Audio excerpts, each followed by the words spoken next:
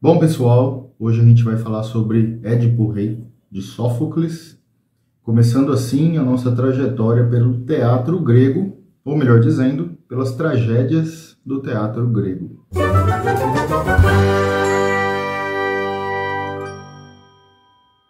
Bom, para a gente começar a falar sobre essa expressão teatral, né, que usavam os mitos ali como matéria-prima, a gente precisa entender como que o teatro funcionava, em que período, né, histórico a gente estava naquele momento e como foram surgindo ali os principais autores, né, os principais poetas desse processo teatral, que coincide inclusive com o surgimento da democracia ali em Atenas, né?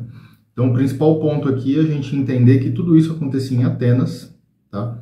Durante uma festa em homenagem a Dionísio, né, as Dionísias ou as festas dionisíacas, que era uma expressão popular. Então Atenas, como cidade, começou a patrocinar, né, e aquilo se tornou um marco, né, uma festa cívico-religiosa, onde os mitos gregos eram trazidos à tona por meio de peças teatrais, né, onde somente os homens atuavam, usavam túnicas, máscaras, para poder ali naqueles teatros públicos apresentarem as peças escritas pelos autores. Então Sófocles era um desses autores. E é importante dizer que eles bebiam ali, como eu disse, dos mitos, né? Que naquele momento do que hoje a gente conhece como a Grécia, ele passava por um período de transformação. Justamente ali os mitos estavam se transformando em peças teatrais. Então a gente fala que eram festas, né, cívico-religiosas, justamente por isso. A população participava, Atenas, a cidade, ela patrocinava essa festa e assim surgiram ali os principais autores do teatro grego. Outro ponto que marca que era uma festa, né, cívico-religiosa é que o coro, a gente vê através da leitura que existe um processo ali entre os personagens e o coro, tá? Esse coro era formado por civis, né, por pessoas comuns que eram ali alistadas, né, elas eram convocadas, na verdade, assim como eram convocadas para o exército, por exemplo, para participar dessas peças durante as festas. Então existia ali a presença da população que eram convocadas, né, pessoas que participariam, representando o povo, representando o público que ali estava para participar, treinar, né, ensaiar essas peças. E tinha também um que era o líder desse coro, que era o corifeu.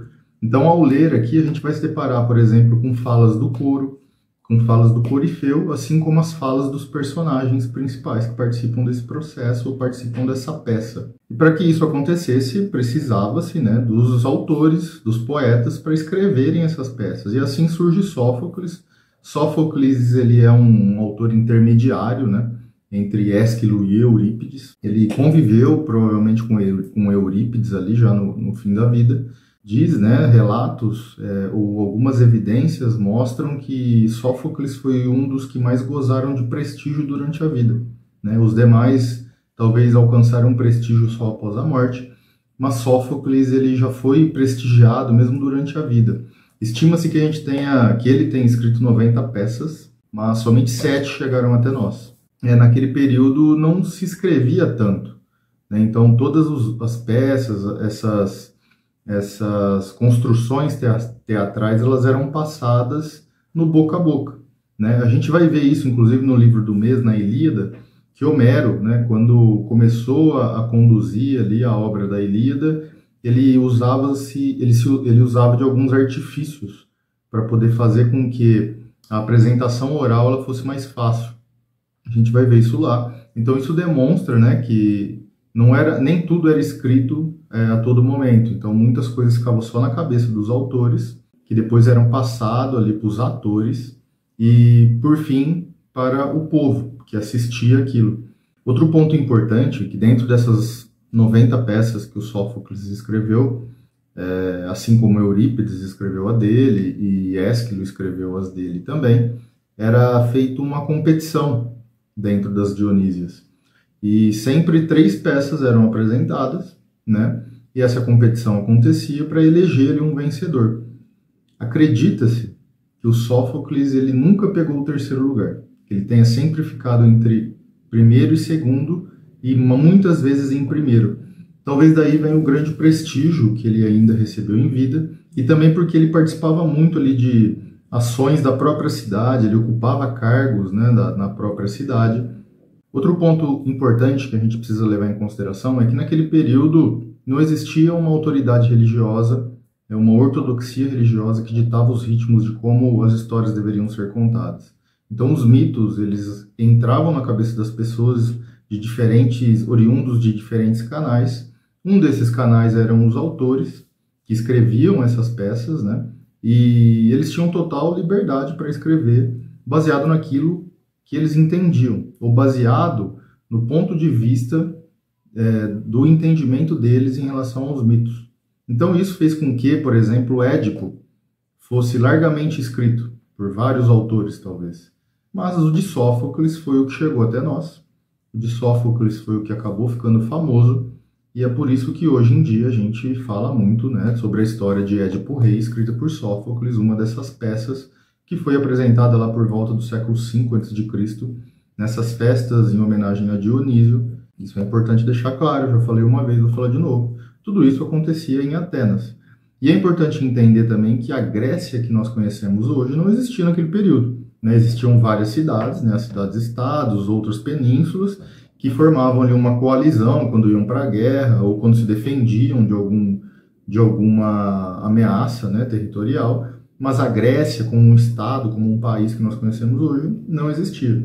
Quando a gente fala da Ilíada, a gente vai entender bastante isso, mas passando por essas peças teatrais já dá para entender. Bom, feito essa introdução, né, para a gente entender como o teatro surgiu, agora a gente parte para a história em si. E aí é importante a gente fazer uma introdução. Então, assim, existem alguns livros de apoio que vocês podem procurar, a própria internet está repleta, a gente está falando de mitologia grega, né? Então a própria internet está repleta de informações, mas para vocês terem certezas, né, para ter uma curadoria ali do conteúdo, eu vou citar alguns livros aqui, vou colocar na tela a capa deles, que vocês podem procurar também, na descrição eu vou citá-los. Mas, por exemplo, existe o livro da mitologia, onde a gente encontra todas essas histórias, né, inclusive de Édipo. Tem um livro mais antiguinho, que ainda pode ser encontrado, que é o livro de ouro da mitologia. Então, esses livros, eles podem ser material de consulta para a gente entender a história de Édipo pré-peça Édipo Rei. A gente precisa entender que o pai de Édipo era Laio. Tá? Laio era rei de Tebas. E Laio ele se envolveu ali numa atividade que algumas fontes dizem que ele se apaixonou por uma pessoa, por um jovem, tá? E fugiu com ele, ou teve algumas relações com esse jovem se chamava Crísipo, tá? E ele era filho de Pélops. Então, Laio, pai de Édipo, ali na juventude, se envolve com o Crísipo, e Pélops acaba amaldiçoando o Laio. Outras versões dizem que o Laio sequestrou o Crísipo e o estuprou, e por isso Pélops o amaldiçoou. Então, qual foi essa maldição? O que a gente sabe? De fato, Laio foi amaldiçoado. E ele foi amaldiçoado ali no templo de Delfos, né? A Pítia, ela diz a ele, ela faz uma profecia de que o filho de Laio o mataria.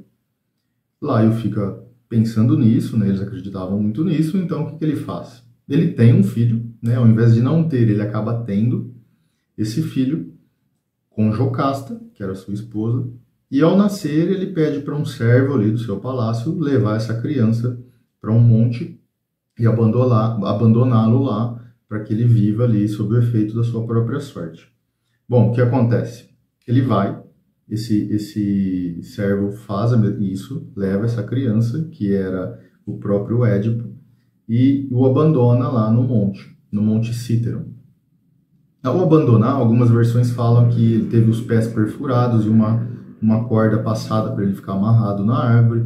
Outros dizem que ele só foi amarrado pelos tornozelos e largado lá. Mas enfim, algo aconteceu ali, ele foi amarrado pelos pés, seja por um furo ou apenas por um nó, e abandonado lá. Mas ao ser abandonado, esse servo encontra, né, ele compadece ali dessa criança e encontra um pastor, e entrega a criança para esse pastor.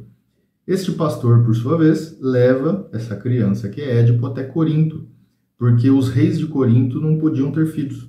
Então ele leva lá para o rei, que se chama Pólibo, e sua esposa, que se chama Mérops, e entrega essa criança. E essa criança é cuidada ali, ela é adotada, né, como se fosse filho desses reis, do rei e da rainha, e vive em Corinto.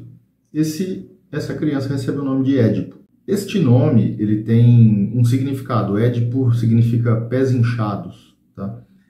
A gente acredita que seja porque ele teve ali os nós nos pés, então ele tenha chegado com os pés bem debilitados, ou porque ele tenha sido perfurado de fato com os pés e aquilo inflamou, né? Mas o que é importante a gente entender? Que Édipo foi criado em Corinto por Pérebo e por Mérope. Tá? Pois bem, ele cresce naquele ambiente e em algum momento ele se envolve ali numa discussão, numa festa, e essa pessoa que discute com Édipo diz que ele não era filho legítimo dos reis.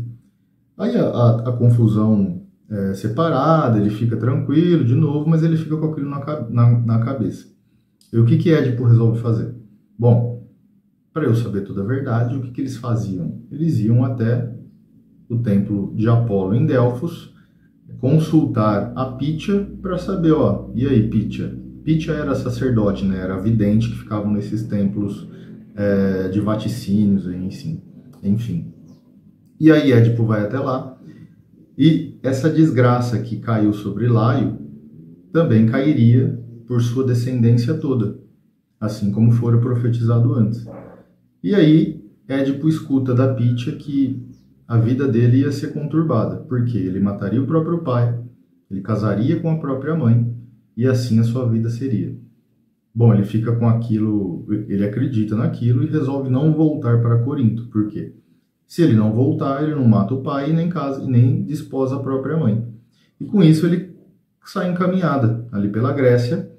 Ele está indo sentido a Tebas, mas em um momento, numa encruzilhada, ele encontra ali uma campanha, né, uma pessoa com alguns servos em volta, e numa disputa para ver quem passa primeiro pelo cruzamento, eles acabam se envolvendo numa briga. Um dos guardas ali daquela pessoa que está sendo transportada bate na cabeça do Édipo, ele revida e mata todo mundo, inclusive o senhor que está sendo carregado. Guardem esse trecho. Numa encruzilhada, ele briga e mata esse senhor. Continua sua vida e ele descobre que Tebas está sendo prisioneira de uma esfinge. Então tem uma esfinge, né, que tem o corpo de leão, cara de um ser mitológico que tem corpo de leão, tem o rosto de mulher, que fala através de enigmas, e se você não responde esse enigma, ela devora essa pessoa. Então ela está aos portões de Tebas, assolando todos que passam por ali. Creonte, que é o regente de Tebas, ele promete que quem cuidar da esfinge, quem der um fim na esfinge, será eleito rei, já que o rei tinha sido assassinado, e até então a gente não sabe quem é o rei. E promete também, além da coroa de Tebas, a viúva do rei assassinado, para essa pessoa que lidar com a esfinge. Ora, Édipo, na sua fúria ali, na sua inflamação de espírito, vai lá e lida com a esfinge. Qual é o enigma que a esfinge faz para Édipo? Ela pergunta para Édipo: o que é que de manhã tem 4 patas, ou anda sobre 4 apoios, de tarde anda sobre 2 apoios e de noite sobre 3 apoios? Édipo, muito esperto, responde: é o homem, né? De manhã, ou seja, na infância ele engatinha, tem 4 apoios. De tarde, já na vida adulta, anda sobre 2 pernas, né? 2 apoios. E na velhice precisa de um apoio ali, uma bengala, né? Alguma coisa assim, para poder caminhar, já que está sem força, ou seja, 3 apoios. E assim ele resolve o enigma, e a esfinge se joga ali de um precipício e livra Tebas dessa opressão. Ele recebe a coroa, já que Tebas estava sem rei, e recebe também a mão da rainha. E essa rainha se chama Jocasta. Então a gente começa a entender, né? Tudo isso que eu disse até agora acontece pré-Édipo Rei. Mas é importante para a gente entender ali a história de Édipo. Ou seja, ele vem de uma família já amaldiçoada, pois seu pai foi amaldiçoado. Ele recebe também uma profecia, né? Foge de sua casa, onde ele acreditava conviver com seus pais, vai até Tebas, e assim ele se consagra ali rei e casa-se com Jocasta. Nesse ponto, nós sabemos que lá na encruzilhada ele mata Laio, que é o seu pai de verdade, e acaba de receber a mão da rainha de Tebas, que é sua mãe de verdade, após resolver o enigma da esfinge. Então toda a profecia dele resolve-se ali. Ele, sem saber, sem ter consciência de tudo aquilo, acaba cumprindo com a profecia, mesmo que estivesse fugindo dela, e isso é importante. Tá? Dentro do teatro grego, dentro de toda essa mitologia, é importante a gente entender os simbolismos. Tá? E aqui nessa história pré-Édipo Rei, a gente vê que mesmo fugindo do seu destino, o Édipo acaba confirmando, ou seja, consolidando o seu destino. Pois bem, Édipo Rei começa agora. A história que Sófocles nos conta começa em Tebas, e a cidade está sendo assolada por uma peste. Essa peste ela só pode ser oriunda dos deuses, ou da fúria dos deuses, né, como eles acreditavam. Então o que Édipo faz? Ele manda o seu cunhado, Creonte, que era o regente, que entregou a ele a coroa, e a sua irmã, a rainha Jocasta. Ele pede para que Creonte vá até o oráculo de Delfos e pergunte ali para Pítia como eles podem acabar com essa peste. Ele já fez isso, e nesse momento o coro, representando o povo, né, lembra que eu falei que o povo participa, chama Édipo e pede que ele tome, né, providências ali para que aquela peste se encerre. E ele começa falando isso, acabei de mandar Creonte, inclusive Creonte está vindo ali direto de Delfos para nos dizer o que fazer. Quando Creonte chega, ele olha para o Édipo e fala, para a gente acabar com a peste, a gente vai precisar exilar o assassino do rei Laio. Até naquele momento ninguém sabia quem tinha assassinado Laio, porque para eles chegaram a notícia de que bandidos tinham surpreendido a caravana de Laio na estrada e matado todo mundo. Então eles não sabiam quem era. E aí Édipo se surpreende, fala, nossa, como que a gente vai saber, né? Como que a gente vai saber quem é? Como que nós vamos conseguir exilar essa pessoa ou também matá-la para que a peste acabe? Bom, para que ele descubra quem é o assassino de Laio, tanto Coro quanto Creonte sugerem a ele para que ele chame o vidente de Tebas. Esse vidente, ele é até famoso em algumas histórias gregas, ele aparece inclusive na Odisseia, ele aparece em outras peças, que chama-se Tiresias. Tiresias, ele é um vidente já idoso, cego, e aí tem outro simbolismo. Ele não consegue enxergar a luz externa, mas ele consegue falar com os deuses por meio da sua luz interna, né? Então por isso ele é cego. E Tiresias é chamado, é convocado à presença do rei, para que ele tente falar quem é o assassino. Quem é de fato o assassino do rei Laio. Bom, depois de um tempo, Tiresias chega, ele é trazido, né, por um jovem, por um garoto, e então Édipo começa a interrogá-lo. Então perceba que a gente está vivendo um inquérito, né? A gente está vivendo um inquérito do rei em relação ao povo, ou pessoas, ou personagens que precisam dizer a ele quem é o assassino do rei Laio, ou do antigo rei de Tebas.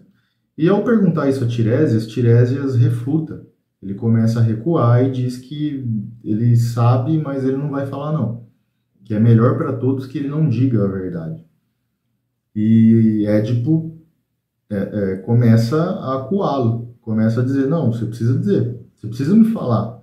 Porque ou você não sabe, ou você é um farsante, ou fora você mesmo.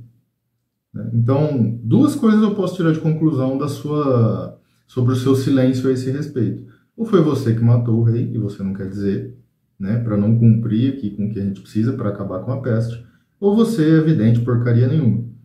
E isso pega ali no bril do Tiresias e ele acaba dizendo, depois de ser afrontado, que o assassino é o próprio rei Édipo. E ninguém acredita nisso, né? O próprio rei ele começa a ameaçar Tiresias e Tiresias fala, a melhor coisa que eu tenho a fazer é voltar para minha casa, fica aí com esse barulho, resolve aí da forma que você quer resolver, mas me deixa fora dessa. Me inclua fora dessa. E Édipo fica transtornado e começa a pensar a respeito, falando, mas como que pode ser eu que matei, né, o próprio rei, já que eu cheguei aqui depois que o próprio rei tinha morrido. Tanto que o prêmio que eu ganhei foi o seu trono e ganhei o prêmio à sua esposa, à sua antiga esposa. Mas porque eu acabei com a esfinge, não porque eu o matei. E fica essa celeuma. Mas o que a gente precisa entender aqui é que, mesmo assim, Édipo não para o seu inquérito. Ele não para a sua investigação. Ele precisa ou confirmar aquilo que Tiresias está falando, ou achar de fato quem na cabeça dele seria o verdadeiro responsável pela morte do rei Laio, antes que ele tenha chegado a Tebas, ele, o próprio Édipo. Bom, aí é importante a gente entender agora outro ponto. Nessa fase da peça, Jocasta, a esposa de Édipo, percebe que está acontecendo ali uma aglomeração e vem ver o que está acontecendo. E ela escuta, né? O Édipo fala para ela que ele está sendo acusado ali de ter matado Laio, e Jocasta tenta dissuadir, assim como Tiresias tentou dissuadir Édipo para que ele não investigasse mais, Jocasta faz isso com ele também e fala, ó, não acredite em profecias, porque foi profetizado que Laio seria morto pelo próprio filho, e ele não foi. Ele foi morto na estrada por bandidos. Então, essas coisas aí, cara, de profecia, isso aí não existe. Para de procurar isso, porque isso não vai acontecer. Não acredite, porque você vai fazer mal para você mesmo. Mas Édipo não escuta ela também, assim como ele não escutou Tiresias, e continua sua investigação. Então, nesse momento, o que acontece? Chega um mensageiro, uma pessoa, né, que vem de Corinto, chega como mensageiro e precisa falar com o rei. E ao chegar ali, ele fala para o Édipo, ele fala para o povo, né, que ele precisa falar com o rei chama-se ali o rei, e ele fala para ele que Pélobo, seu pai, em Corinto, morreram, e o povo precisa que ele volte a Corinto para assumir o trono, né, porque ele é o herdeiro de Pólibo. E aí Jocasta, pela segunda vez, tenta dissuadir Édipo, né? Falou, ó, tá vendo? Você tinha aquela profecia de que você mataria seu pai, mas seu pai acabou morrendo. Então, tá vendo? Como não acredite em profecias, isso não acontece, né? E nesse meio do caminho, o que o mensageiro fala? Ele fala assim, ó, peraí, mas você não é filho de Pólibo, muito menos de Méropes, porque Édipo estava com medo de voltar, inclusive, com medo da profecia se cumprir, dele casar com a própria mãe. Então, o mensageiro olha para ele e fala assim, mas você está temendo algo que não é verdade, porque você não é filho de Pólibo e nem filho de Méropes. Eu levei você até lá. Eu recebi você de um servo, né, daqui de Tebas, e levei você até o rei, e eles te adotaram, você não sabia disso? E aí Édipo começa a conectar os pontos, falando, mas peraí, essa criança que você entregou lá, no caso ela veio de onde? Ela veio de Tebas? Mas quem te entregou? Quem entregou essa criança para você? Ah, um servo do antigo rei. Manda chamar esse servo aí que eu quero falar com ele. E a Jocasta falando, não, peraí, não faz isso. Você está metendo o pé pelas mãos. E ele tenta ser dissuadido a todo momento, mas ele não para ali o seu empreendimento, né? Ele não para a sua pesquisa, o seu inquérito, porque ele está disposto de fato a descobrir toda a verdade. Bom, nesse ponto ele conversa com Jocasta e fala, cadê esse serviçal? Mande chamá-lo, porque eu preciso falar com ele. Preciso entender de fato o que está acontecendo aí, ou aqui. Mas nesse ponto, o Édipo ele já está com todos os pontos conectados na cabeça. Ele começa, peraí, eu vim de Corinto para cá.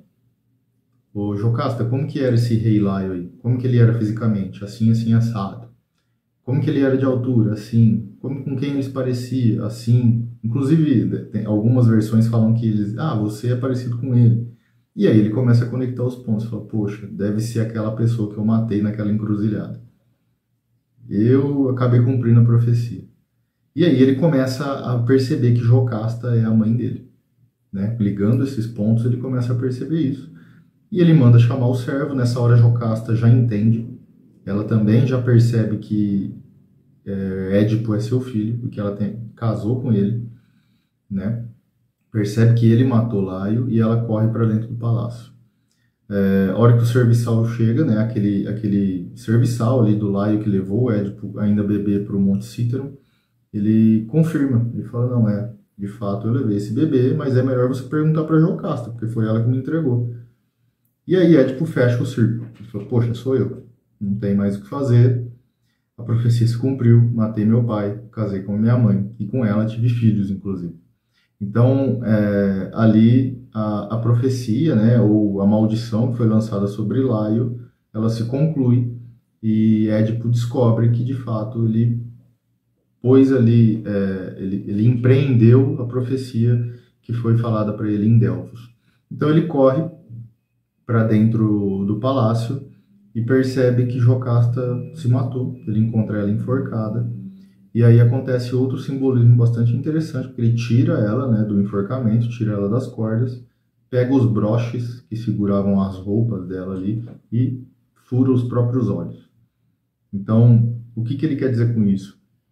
Ele fala que, poxa, já que eu não consegui ver tudo o que aconteceu ao meu redor, tendo olhos, que pelo menos agora eu me prive desses olhos e comece a ter certa iluminação interna, que eu veja só a minha luz interna a partir de agora e que eu pague por esses pecados que eu cometi tendo olhos, ou seja, enxergando a luz externa. Né?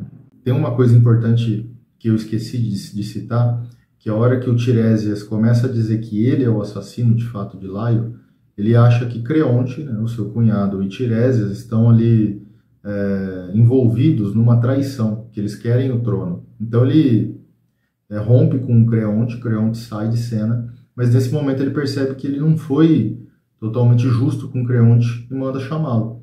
E ao chamá-lo ele se desculpa e pede para Creonte cuidar dos seus filhos. Né? Ele tem 4 filhos, Etéocles, Polinices, que são os 2 homens, e tem também Antígona, que é o nome de uma das peças que a gente vai ler, e também Ismene. Então ele pede que Creonte cuide dos seus filhos, porque assim como o oráculo tinha dito, o assassino do rei Laio precisa ser exilado de Tebas para que Tebas pare de sofrer as consequências da praga.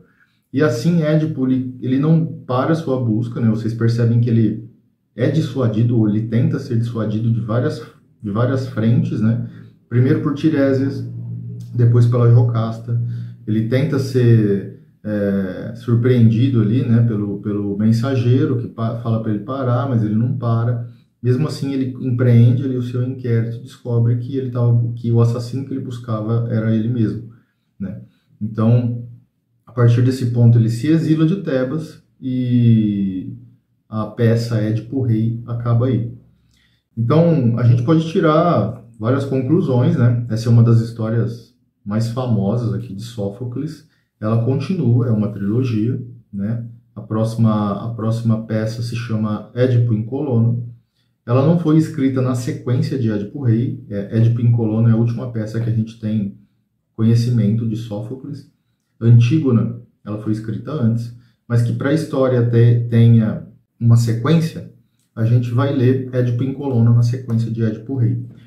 Então, onde paramos? Édipo se exila, se autoexila de Tebas ao descobrir que ele é o assassino de Laio, que ele tinha casado com a própria mãe e com ela tido filhos, ou seja, que ele tinha cometido incesto, mesmo sem saber. Tá? E aí é importante a gente entender esse ponto. Bom, se você fica preocupado com spoilers, não fique, porque provavelmente você já se deparou com a história, tá? Principalmente esta aqui que eu acabei de contar, de Édipo Rei. Agora, Édipo em Colono e Antígona não são tão conhecidas assim popularmente, tá? Então, com essa história, eu não me preocupei em dar spoilers, tá?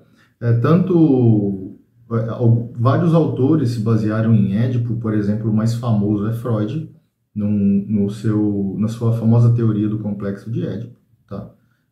Dizem, inclusive, que o Freud ele tirou Édipo do teatro e colocou Édipo no divã. Né? Então, essa história, essa premissa, né, eu considero ela uma premissa para que a gente continue entendendo aí essa trilogia tebana e compreenda de fato todos os simbolismos que estão envolvidos. É óbvio que o que eu estou falando aqui pode não ser a sua interpretação, né, sobre esse simbolismo, principalmente da visão, né? A gente entende também que o enigma da esfinge tem a ver com isso, porque se a gente faz a referência, Édipo ainda bebê, ele foi levado, né, ao monte para ser abandonado. Na juventude, ele descobre ali que não era filho dos seus pais, de fato, e vai até o oráculo. Então tem a ver com o enigma ali da esfinge, que cita o bebê, o jovem, e agora já mais maduro, ele precisa de apoios porque ele cegou os seus próprios olhos. Então as coisas conversam e a gente vê a genialidade de Sófocles, né, em amarrar tudo isso, que através de um mito só, né, que era o mito do Édipo, que matou o pai, casou com a mãe, teve filhos com ela sem saber, né, ele constrói todo um enredo para que isso fosse passível de ser apresentado numa peça teatral. E para que isso ficasse marcado ali dentro da população ateniense. Tanto que chegou até nós. né? É uma das peças mais famosas do teatro trágico grego, chega até nós 2.500 anos depois. Tá? Então, dada a beleza dessa peça, muito provavelmente esse é o fator principal para que tenha caminhado milênios aí, chegado até nós aqui em 2024, lendo essa peça. E se você for um viajante do futuro, você vai ver que aí no ano em que você está, você ainda fala sobre Édipo, escrito lá na antiga Grécia, na antiga Atenas. Pois bem, para não se alongar muito, eu vou parar por aqui. A gente continua essa história no próximo vídeo, que vai ser Édipo em Colono, onde ele já está ali no seu exílio, procurando um lugar para passar os seus últimos dias. Então, se eu fosse você, eu não perderia esse vídeo também. Vai estar aqui nos cardzinhos que vão aparecer daqui a pouco.